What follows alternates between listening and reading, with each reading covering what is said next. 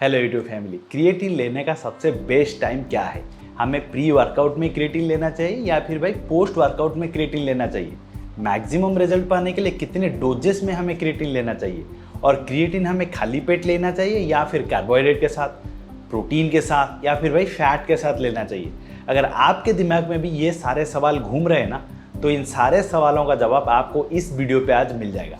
तो चलिए स्टार्ट कर। कुछ रिसर्च स्टडीज ये बताते हैं अगर आप क्रिएटिन को वर्कआउट से पहले लेंगे तो आपको बेहतर रिजल्ट मिलेगा। वहीं पे कुछ दूसरे स्टडीज है वो ये बताते हैं कि भाई क्रिएटिन अगर आप वर्कआउट के बाद में लेंगे ना तो आपको बेहतर रिजल्ट मिलेगा।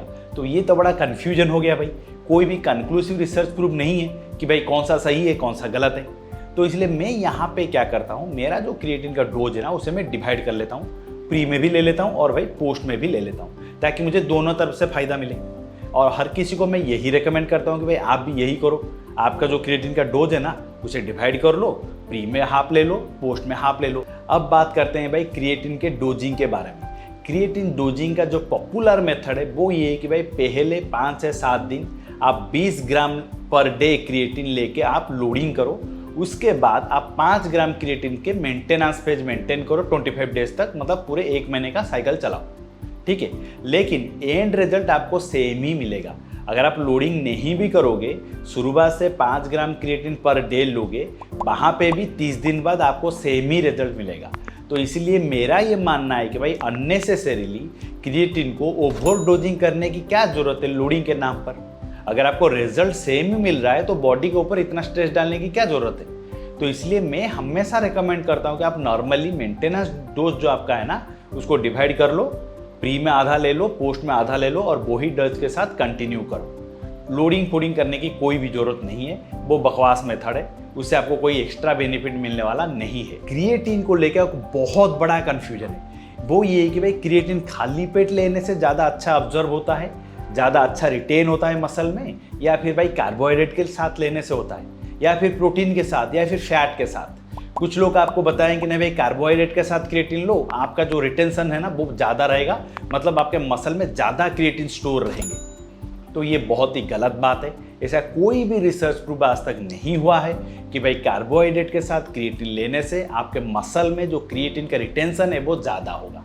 हाँ, ये कुछ रिसर्च स्टडीज बताते हैं अगर आप लेंगे अमीनो एसिड के साथ या व्हे प्रोटीन के साथ या किसी भी प्रोटीन मील के साथ, तो वहाँ पे आपका मसल जो है ना वो थोड़ा ज़्यादा क्रिएटिन होल्ड कर पाएगा। मेरा खुद का पर्सनल एक्सपीरियंस जो है वो भी बहुत ही अच्छा है कि अगर मैं प्री एंड पोस्ट वर्कआउट में व्हे प्रोटीन के साथ क्रिएटिन ऐड करके लेता हूँ तो रिजल्ट थोड़ा बेहतर मिलता है। और मेरे क्लाइंट के साथ भी मैंने देखा है कि बहुत अच्छा रिजल्ट मिल रहा है इससे, ठीक है। नॉर्मल क्रिएटिन लेने से ये थोड़ा बेहतर रिजल्ट आपको प्रोवाइड कराता है अगर आप व्हे प्रोटीन के साथ इसे लेते हैं। अब हम बात करेंगे क्रिएटिन के साइड इफेक्ट के बारे में। जो साइड इफेक्ट है ना वो मेनली लोग कंफ्यूज होते हैं क्रिएटिनाइन टेस्ट के वजह से। हमारा एक ब्लड टेस्ट रहता है जिसमें हम क्रिएटिन सेरम क्रिएटिन टेस्ट किया जाता है। वो इसलिए टेस्ट किया जाता है कि आपका जो किडनी का फिल्टरेशन है वो सही तरह से हो रहा है या नहीं हो रहा है पता चल सके, ठीक है। तो उसमें होता क्या है ना, उसमें एक रेंज रहता है, ठीक है। मैक्सिमम रेंज ज़्यादातर 1.1 या किसी किसी लैब का 1.2 तक रहता है। जो क्रिएटिनाइन सेरम का जो रेंज होता है ना वहाँ पे रहता है। जब आप क्रिएटिन कंज्यूम करते हैं तो ये लेवल थोड़ा सा बढ़ता है। क्यों बढ़ता है? क्योंकि भाई आपके बॉडी में जितने ज़्यादा मसल रहेंगे, मसल कैरी करेगा क्रिएटिन। तो ऑब्वियसली जब आप क्रिएटिनाइन टेस्ट करेंगे तो टोटल बॉडी में आपका जो क्रिएटिनाइन लेवल है ना वो ज़्यादा ही दिखाएगा। लेकिन इसका मतलब ये बिल्कुल भी नहीं है कि बॉर्डर लाइन के बाहर चला जाएगा। मैं रेगुलरली क्रिएटिन यूज़ करता हूँ और मैं हर 3-4 महीने में मेरा ब्लड टेस्ट कराता हूँ, और मैंने आज तक कभी नहीं देखा है कि मेरा जो क्रिएटिनाइन लेवल है कभी 1 के ऊपर गया है। मेरा हमेशा 0.9, 0.95, 1 इस तरह से रहता है, जबकि बॉर्डर लाइन 1.1 या 1.2 है। तो इसलिए डरने की बिल्कुल भी बात नहीं कि भाई आपका जो किडनी का फिल्टरेशन है ना वो खराब हो गया है। इसलिए इससे और थोड़ा पुख्ता करने के लिए आजकल इसके साथ साथ EGFR टेस्ट भी किया जाता है, मतलब किडनी का फिल्टरेशन रेट। वो थोड़ा एक्यूरेट रिजल्ट बताता है। वहाँ पे अगर आपका फिल्टरेशन रेट जो है ना वो 90 के ऊपर रहता है ना तो आपका किडनी परफेक्ट है, कोई दिक्कत नहीं है। मेरा हमेशा आज तक 95, 98, 100 ऐसा ही रहता है।